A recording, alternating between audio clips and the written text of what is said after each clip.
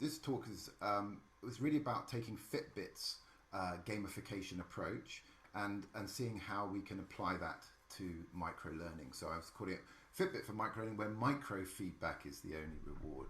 And we'll see a little bit more as we go through exactly how that sort of works. If we just start at the Fitbit side, because I think that's that's the product that people will know. Or you may know it as a small tracker, you may know it on your phone, you may know it as a watch.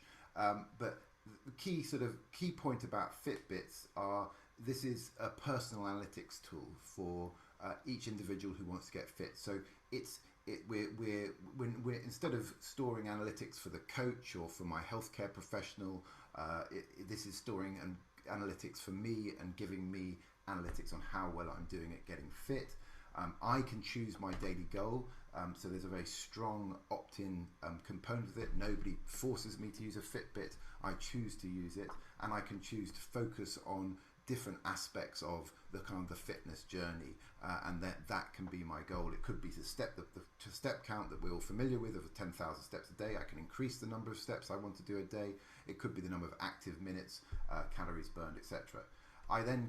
What the tool does is it allows me to review my score, whatever that means, against my goal, and then I can opt in to comparison with friends. I'm not forced to compare. Some people do, some people don't. And I can also get some digital badges that are some graphical badges for milestones. There's one there, which is the Ruby Slippers, which if anyone's got, tell me, that's 65,000 steps in a day.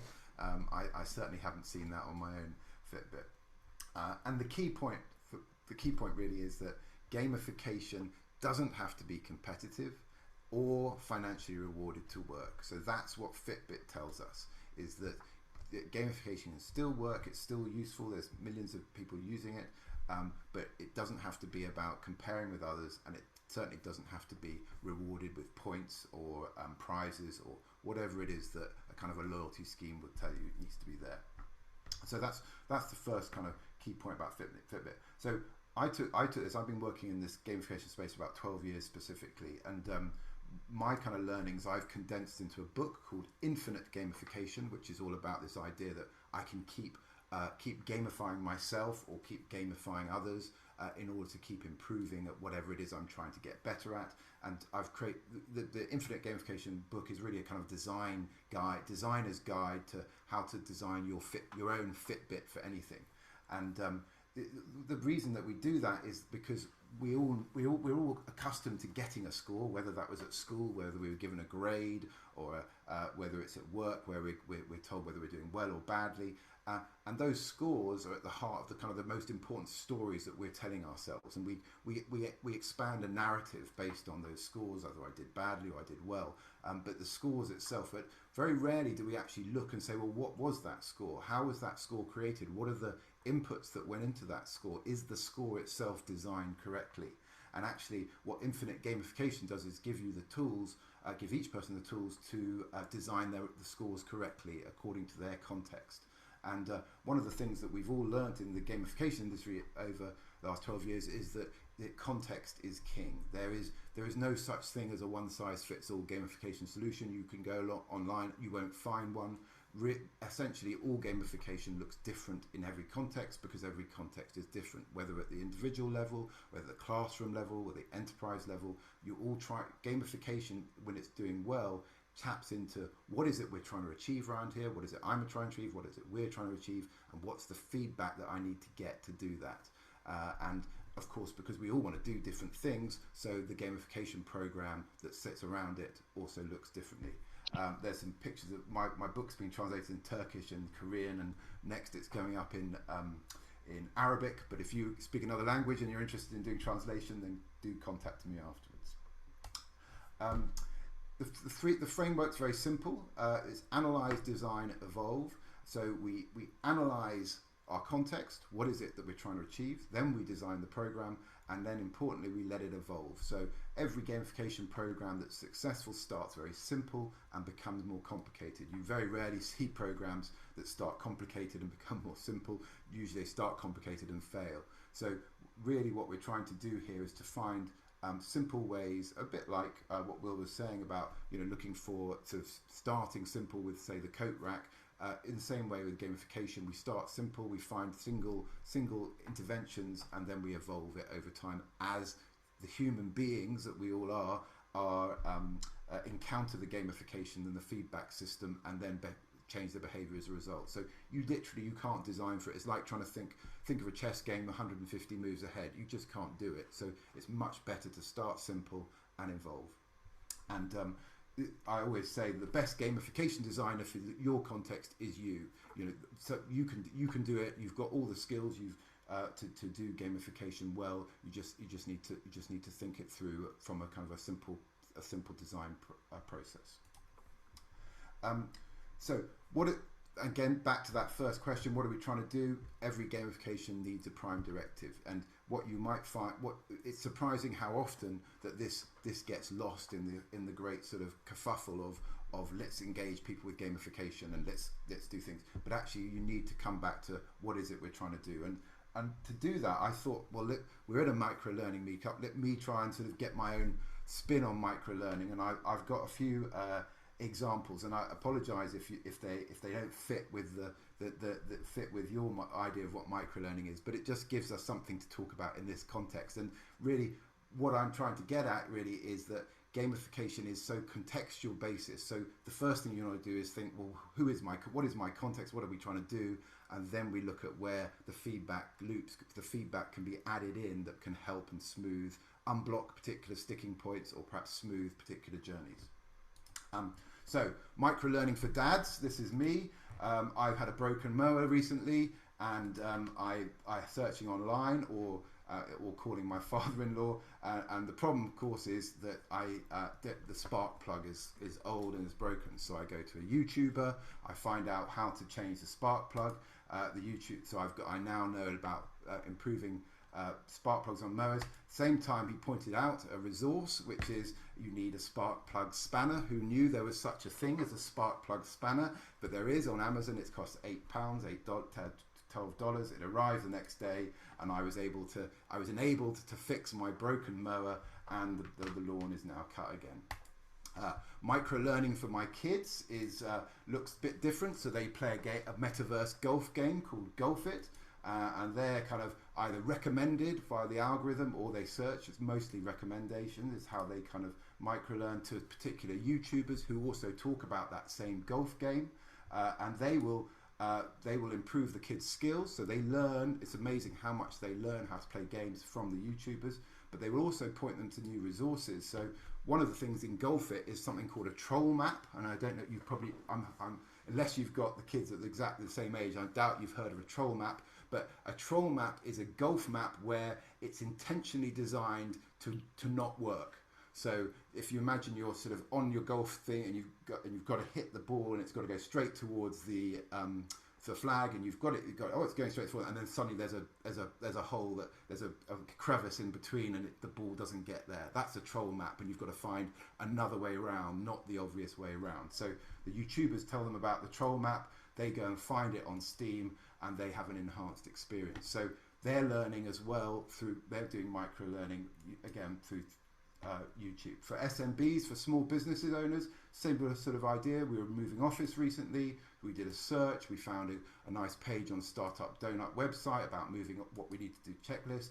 They also signpost us to some movers. We have an enhanced experience of moving office. So this works in enterprise. And finally, inside a big enterprise or bigger inside the organization, micro-learning might be something a little bit more specific perhaps, but how to import lead contacts into the CRM. We do an internal search. That's the main difference. And so instead of going out to Google, might search on Notion or whatever we're using internally.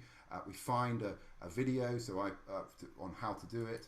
And then we improve the skills. That video again might signpost additional resources such as the vendor site. So micro-learning in this structure can happen very effectively, and I think it's definitely how loads of people are learning at the point of need. So the question really for us when we look at this from a gamification point of view is where in that structure do we gamify? And if we break it down, there's a problem statement that then leads to a search. that then leads to a primary answer resource, which provides the skills, and then there's perhaps this sort of additional resources as well that come in. So we've got sort of three main things and a few arrows there.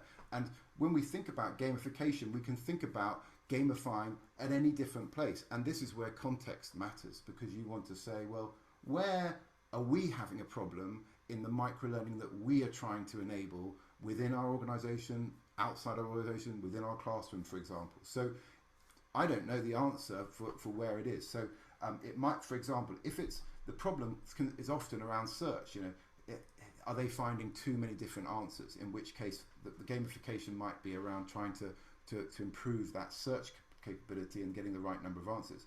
Perhaps the quality of the answers isn't correct. So the feedback and the gamification really is on the ratings of the answers. Are we giving them a star rating so that or the number of views? That's the sort of gamification around the answers.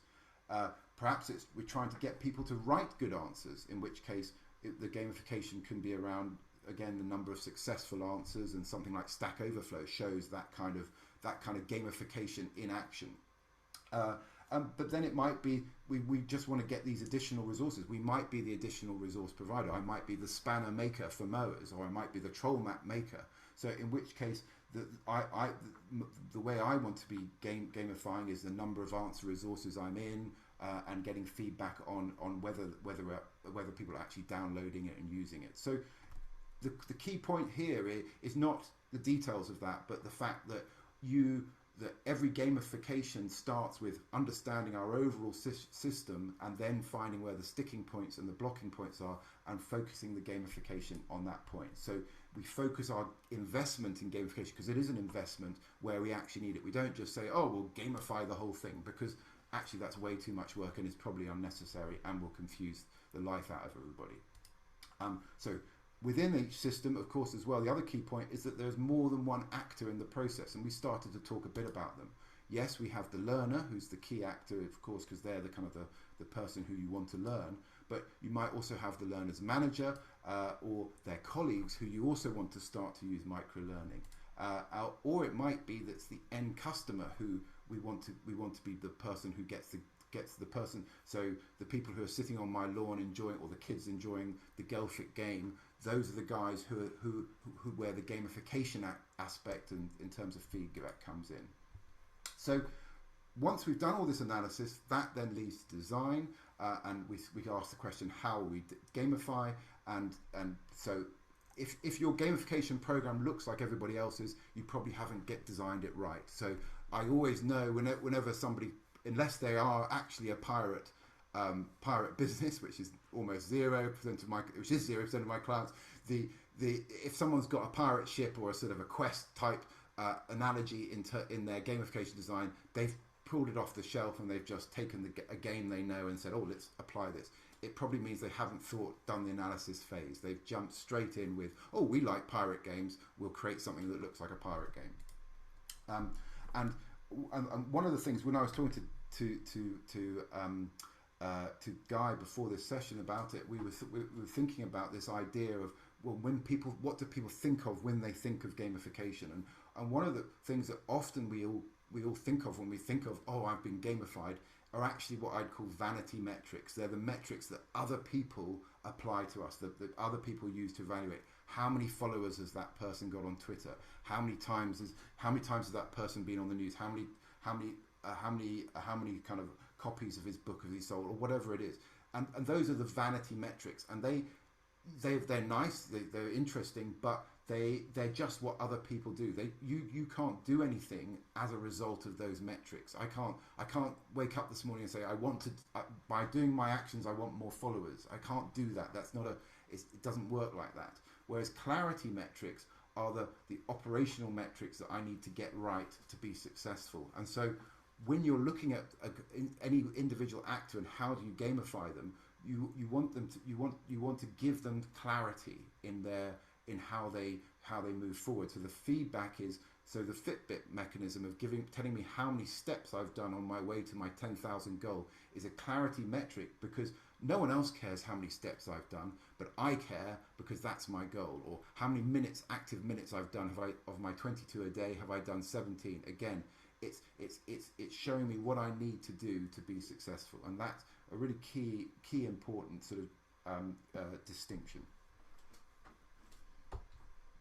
So just to sort of round off here, so here's an idea, and please forgive me, because this is not, again, as I've said, you can't take this and just apply it. You have to do the work yourself in your context. But let's imagine a Fitbit for microlearning, where my job is to try and get colleagues to use the microlearning resources we've set up. And so my approach is to provide, what I'm going to do is I'm going to provide shareable digital badges for successful microlearning achievements. So simple sort of idea. Essentially, every time they do microlearn, they fix the they get the CRM working or whatever it is. I'll give them a digital badge that they can share. So I created a Google form so they can say what the problem was they were trying to solve, what the solution was they found, and a link so that we know it for future reference. I create them a nice badge, and I have a set of badges on Canva that I can just use. Here's one, Sparky, for changing the spark plug. That was what I was thinking. I can use Badger, which is a free service to issue the badge, so I can create it as a proper digital micro credential, and then they get the badge. They can share it on Slack, they can share it on LinkedIn or wherever else if they want outside. But I've got a system, a sort of a loop, if you like, where someone can record an achievement, award a badge, and crucially for me, they can share the achievement, so that, and to the extent that my gamification objective of getting colleagues to see what is going on in our micro learning system, that's starting to say, oh, how did you get that badge? How did you do it? Oh, because I've been using this micro learning. So just to summarize then, best gamification designer is you. Feedback alone can be the sufficient reward, and start simple and evolve. So there you go. I hope it's a helpful kind of whistle-stop tour of infinite gamification. Fantastic, Toby. Thank you so much. And indeed, it is a whistle-stop tour. So thank you for that. I love the way you know, because I was thinking about this before. It's like, where do I start?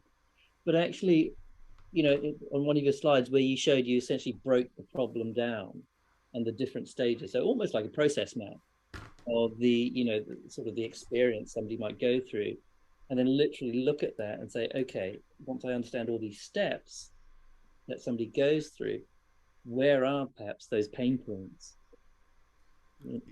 Yeah, absolutely. And I think, again, it's my my kind of one sort of thing I've always heard is, if you can't draw it out as a diagram, you don't fully understand it.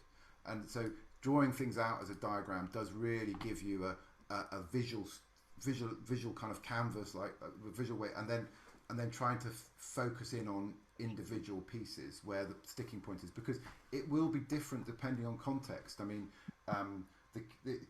the sticking point, for example, for my kids on the troll map was the problem area for them wasn't the getting access to the YouTubers. The problem was finding these blasted troll maps, because the YouTubers aren't signposting them correctly. The YouTubers just go, yeah, I'm using, you know, Impossible Mission 95, and you then go, right, I've got to look. Then the kids have to go and find those maps on the internet. So, but in that context, the gamification we kind of want to put in would be something which gave the YouTubers feedback if they were, you know, maybe a commission or something, some sort of commission structure, and referring the kids to the right troll map. So you have, if you, by looking at the, I've spoken enough, but hopefully it can help others in the same with their own context.